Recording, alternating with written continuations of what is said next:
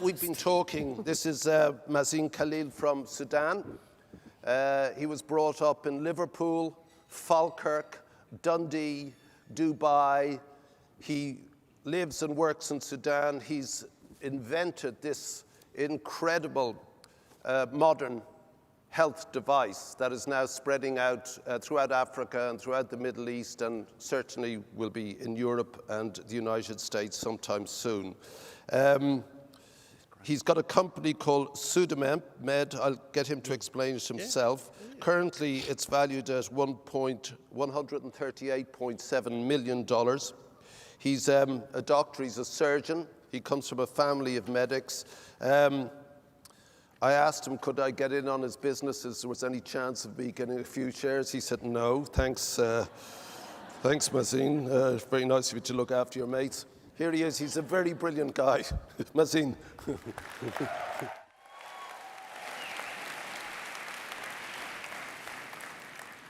I'm trying to learn it. Sawadi.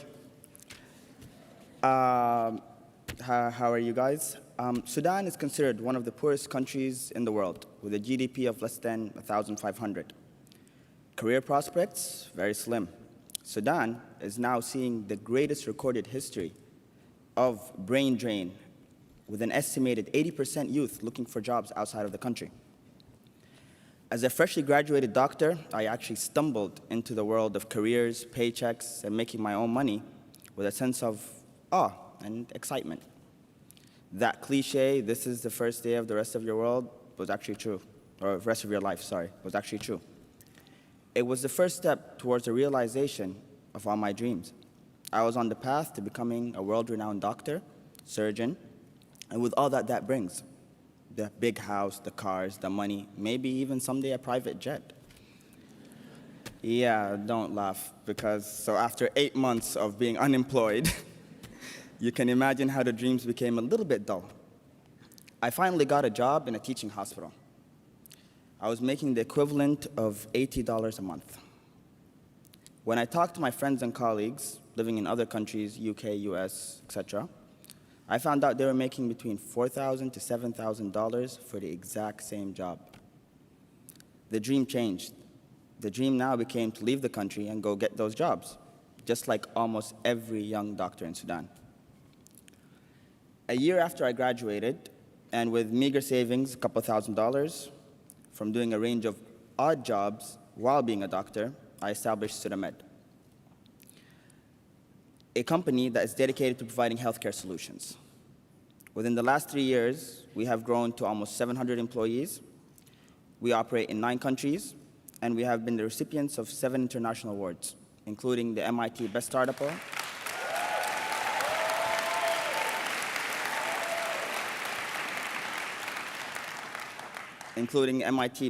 Award, and the King Abdullah Award for Youth Innovation and Achievement, sorry, it's really long, in Jordan. Being a global or multinational company, we are exposed to the inequality of labor rights, pay structures, cultural norms between the different countries we established in. Some countries, like my own, have very low standards of pay, while other countries that we work in, for example, the UAE, have much higher standards, especially for technical or managerial work. A programmer working in Sudan, for instance, might get paid 10 times less than a programmer in our company working out of our Dubai office. Many global corporations take advantage of the lack of labor rights, labor laws, worker rights, and the cheap labor of developing countries.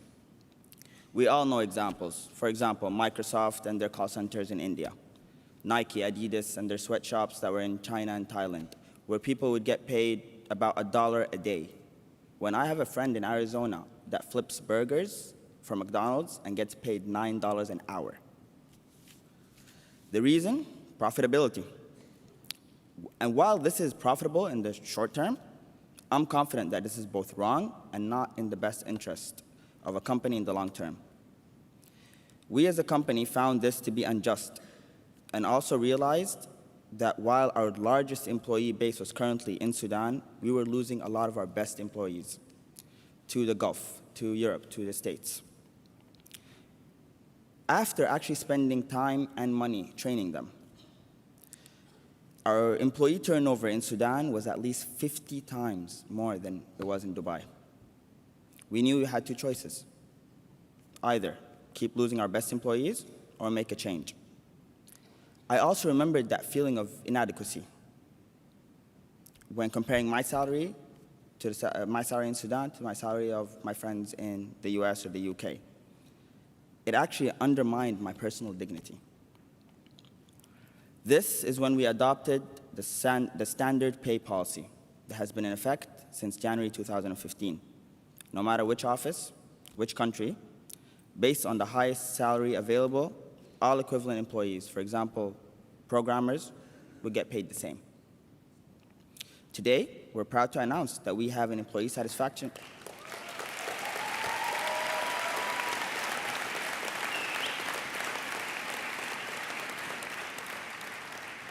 Today, we're proud to announce that we have an employee satisfaction rate of 97%. And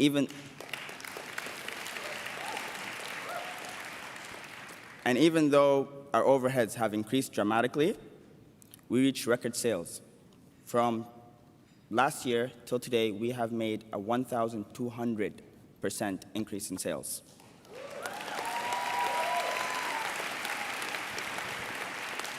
When balanced with our overheads, our profits increased by almost 500%.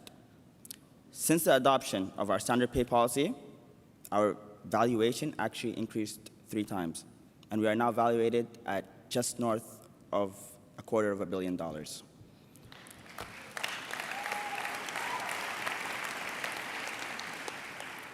The old norms, rules of using cheap labor to increase profitability, doesn't have to be true. I don't agree with this common practice of global companies who hire people in poor countries like my own to pay them low wages. Global business has a responsibility to not hold back poorer nations trying to overcome poverty by exploiting cheap labor and slowing the growth of the economy with low wages. Richard Branson once said, "Take care of your employees and they will take care of your business." SudaMed is living proof that that is 100% true. From this summit, I want to make a personal request. To all those here that are working in multinational corporations around the world, challenge your employers. Challenge for fair pay and equality. Let us move forward as a world. Let's abolish the terms first world country and third world country. Thank you.